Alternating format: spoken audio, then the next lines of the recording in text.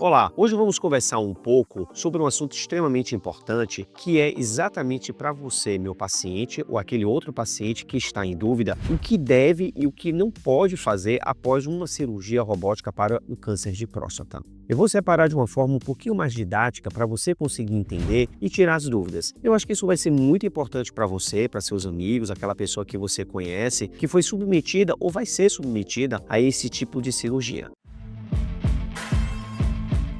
Como é um momento mais delicado, aquele momento que a pessoa está mais assim preocupada, estressada, é interessante você passar um vídeo para confortar, para ajudá-lo. Assim ele vai conseguir entender o seu pós-operatório, tá bom? Bem, a primeira coisa que a gente deve fazer é entender que geralmente a cirurgia para o câncer de próstata é uma cirurgia que tem um objetivo curativo. É claro que isso vai depender muito da característica do tumor, mas 90% das vezes o diagnóstico do câncer de próstata ele é localizado ou localmente avançado, o que acaba retratando num resultado também de acima de 90% de cura desse câncer. Depois de uma cirurgia robótica, que geralmente ela dura 1 hora e 10, às vezes um pouco mais rápido, às vezes pode demorar um pouco mais de tempo, dependendo muito, obviamente, do paciente. Mais ou menos aí, acima de 90% dos pacientes recebem alta no dia seguinte. Isso mesmo, acaba recebendo alta até 24 horas. Novamente, tudo que eu vou falar aqui vai depender muito do paciente.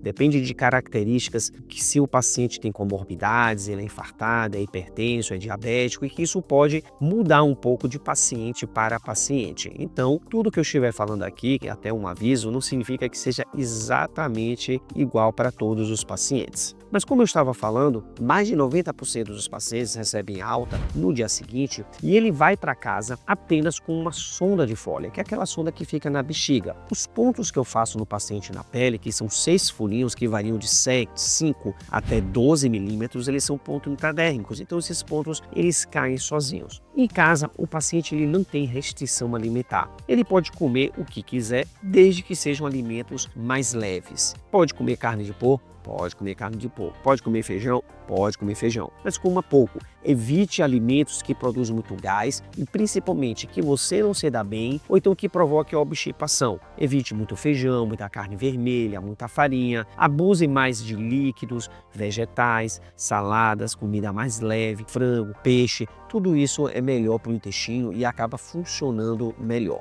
A ferida operatória, ela pode ser retirada aqueles curativos que ficam até mesmo no dia seguinte e não precisa passar absolutamente nada em cima da ferida. Não precisa passar álcool, iodo, nada. Apenas lavar com água e sabão e enxugar bem a ferida. É normal acontecer alguns hematomas na barriga ao redor das feridas. Esses hematomas podem até mesmo às vezes ficar muito grande e pode também descer para a região do pênis e do escroto e o pênis do escroto ficar maior. Também é comum a pessoa sentir um desconforto, pode sentir uma dor abdominal, um desconforto, uma sensação de peso na barriga, principalmente abaixo do umbigo, onde é a cirurgia, ou então na região do períneo, que fica entre o saco e o ânus. Também pode ocorrer ao redor da sonda uma saída de urina e melar até mesmo a cueca, uma roupa de cama, por causa dessa urina, um pouquinho de sangue, isso pode ocorrer. E também sair um pouquinho de sangue, ou então umas bolotinhas de sangue por dentro da sonda. É muito importante que aquele pacotinho da sonda, o coletor, ele fique sempre abaixo da linha da cintura. Quando a pessoa dormir e andar, ele deve ficar abaixo da linha da cintura e ele sempre tem que estar enchendo, ou seja, a sonda tem que estar em funcionamento, tem que estar drenando a urina pela essa bolsa coletora e a pessoa vai aprender no hospital mesmo como esvazia, que é algo até mesmo muito simples. A pessoa deve se movimentar, não é para ficar parada. Ela deve andar, deve caminhar, pode subir escada, descer escada, não pode ficar pegando muito esforço, muito peso, mas ela pode andar. É interessante, eu sempre falo com meus pacientes que eles devem fazer algum tipo de exercício, uma fisioterapia, pode andar no playground, no quintal da casa. Isso é muito importante para que a pessoa não fique deitado na cama.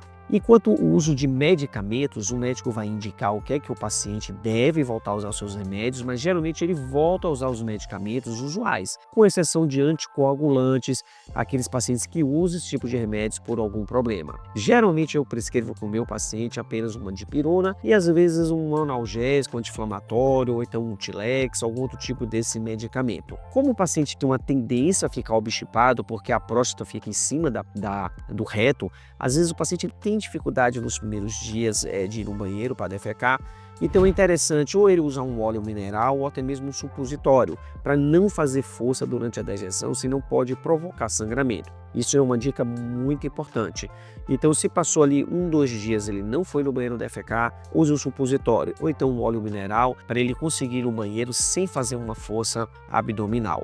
Geralmente, com 7 dias, o paciente já retorna ao ambulatório, meu consultório, para retirar a sonda. Eu sempre peço para o paciente isso, é uma coisa minha, com a cueca-fralda, porque mais ou menos 10% dos pacientes podem ter alguma pequena perda urinária quando eu retiro a sonda. Isso vai evitar que o paciente ele perca urina e molhe a sua roupa para ele não passar nenhum tipo de constrangimento. Com 15 dias eu já libero, após a cirurgia, eu já libero a pessoa para dirigir e até mesmo fazer mais um trabalho administrativo. Então ele pode pegar um carro, ir no shopping, então ele pode pegar o carro, ir na sua empresa, no seu escritório, sentar numa mesa, ficar no computador, já ter reunião, após 15 dias da cirurgia. Geralmente após 20, 25 dias ele já está liberado a fazer uma atividade física em academia mais leve, importante isso, mais leve, tipo uma esteira, ou então pegar pequenos pesos de membro superior para fazer exercício de braço, peito e também até mesmo de ombro. Cavalo, bicicleta, esporte que tem algum tipo de trauma, tipo jogar tênis,